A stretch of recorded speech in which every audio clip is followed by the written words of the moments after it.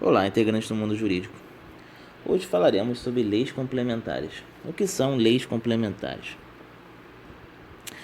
Dentro do rol de atos legislativos, atos que advêm do processo legislativo, temos as chamadas leis complementares. O artigo 59 da Constituição Federal traz as leis complementares como espécie normativa diferenciada, com processo legislativo próprio e matéria reservada. Miguel Reale já dizia: as leis complementares são uma espécie de tertium genus, como se fosse uma lei diferenciada, uma lei em comum. Ao mesmo tempo, elas não ostentam a rigidez dos preceitos constitucionais, nem tampouco devem comportar a revogação, que é a perda de vigência, por força de qualquer lei ordinária superveniente. Ela ficaria ali no meio entre ser uma emenda constitucional e uma lei ordinária. Não é nenhuma coisa nem outra, fica no meio. Assim, a razão de existência da lei complementar consubstancia-se no fato de o legislador constituinte ter entendido que determinadas matérias, apesar da evidente importância, não deveriam ser regulamentadas na Constituição Federal, sob pena de engessamento de futuras gerações. Ao mesmo tempo, não poderiam comportar constantes alterações através de um processo legislativo ordinário. Sendo assim, o legislador pretendeu resguardar determinadas matérias de caráter infraconstitucional contra alterações constantes, sem, porém, lhes exigir a rigidez que impedisse a modificação. A lei complementar, ela se diferencia da lei ordinária em dois aspectos: o material e o formal.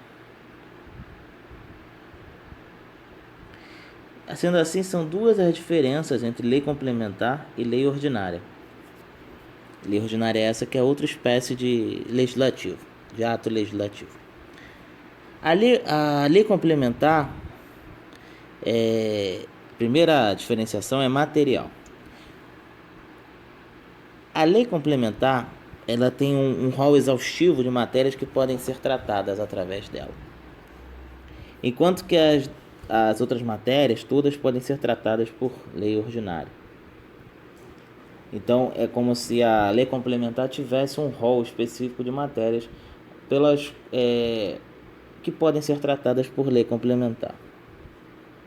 A Constituição reserva determinadas matérias cuja regulamentação, e no caso é até obrigatório, vai ser realizada por meio de lei complementar. A segunda diferença é formal. E isso diz respeito ao processo legislativo, na fase de votação. Enquanto o quórum para aprovação de lei ordinária é de maioria simples, artigo 47 da Constituição Federal, o quórum para aprovação de lei complementar é de maioria absoluta, ou seja, o primeiro número inteiro subsequente à divisão dos membros da Casa Legislativa por 2. Nota-se que nas votações por maioria absoluta não devemos nos fixar no número de presentes, mas sim no número de integrantes da Casa Legislativa. Portanto, a maioria absoluta é sempre um número fixo, independentemente dos parlamentares presentes. Vamos supor uma Casa Legislativa que tenha 100 integrantes. Para ser aprovada uma lei complementar, tem que sempre haver o número de 51 parlamentares votando a favor da sua aprovação. Isso é a maioria absoluta. A maioria simples, basta a maioria presente. E qual é o processo? Antes de ir para frente, então, essas duas são as diferenças entre a lei complementar e a lei ordinária. A lei complementar é uma diferença formal, uma diferença material. A lei complementar só pode tratar sobre determinadas matérias. E por outro lado, essas matérias só podem ser obrigatoriamente tratadas por lei complementar. E a lei complementar, ela tem o quórum de votação é de maioria absoluta, enquanto o quórum de votação das leis ordinárias é de maioria simples. No caso agora do processo legislativo da lei complementar, falando especificamente dele, o procedimento de elaboração da lei complementar segue o modelo padrão do processo legislativo ordinário, com a única diferença em relação à fase de votação, em que o quórum é o de maioria absoluta, como já foi dito. Não será o detentor da iniciativa legislativa, tampouco o Congresso Nacional, que determinará qual procedimento a seguir, se o da lei ordinária ou se da lei complementar. Isso depende da matéria e da própria exigência constitucional. Então não é o legislador que vai definir se a matéria vai ou não ser tratada por lei complementar. Isso já vem descrito na Constituição Federal. Mas será que há uma hierarquia entre lei complementar e lei ordinária? Essa é uma discussão doutrinária, se há uma hierarquia ou não entre lei complementar e lei ordinária. Manuel Gonçalves Ferreira Filho, grande constitucionalista, já dizia, escrevendo em toto, expressando exatamente o que ele escreveu. É de se sustentar, portanto, que a lei complementar é um terto gênius, como já falamos, uma coisa diferente, interposto na hierarquia dos atos normativos, entre a lei ordinária e a Constituição. Não é só, porém, um argumento de autoridade que apoia essa tese. A própria lógica o faz. A lei complementar só pode ser aprovada por maioria qualificada, maioria absoluta, para que não seja nunca o fruto da vontade de uma minoria ocasionalmente em condições de fazer prevalecer sua voz. Essa maioria é, assim, um sinal certo da maior ponderação constituinte que será associada ao seu estabelecimento. Paralelamente, deve-se convir que não quis o Constituinte deixar ao sabor de uma decisão ocasional a desconstituição daquilo para cujo estabelecimento exigiu ponderação especial. Aliás, é princípio geral do direito que, ordinariamente, um ato só pode ser desfeito por outro que tenha obedecido à mesma forma. E assim continua. A lei ordinária, o decreto-lei e a lei delegada estão sujeitos à lei complementar. Em consequência disso, não prevalece contra elas, sendo inválidas as normas que a contradisserem.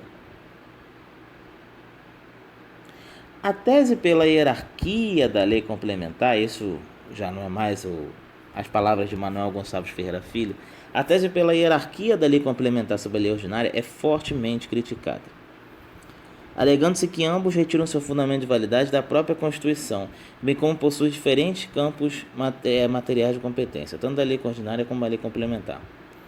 Em relação ao primeiro argumento, devemos lembrar que todas as espécies normativas primárias retiram seu fundamento de validade da própria Constituição, inclusive as próprias emendas constitucionais.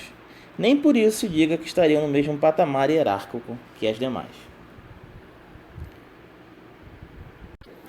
Sendo assim, explicando melhor, para a teoria que prega que há uma hierarquia entre lei complementar e lei ordinária, os seus dois argumentos são que as duas retiram o fundamento de validade da Constituição, bem como possuem diferentes campos materiais de competência. Bem, que todas as leis tiram o seu fundamento de validade da Constituição, até as emendas constitucionais retiram, e nem por isso alguém alega que uma lei ordinária possa revogar emendas constitucionais.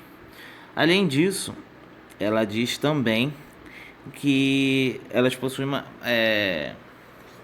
campos materiais diferentes. Tem matérias que são reservadas a leis complementares.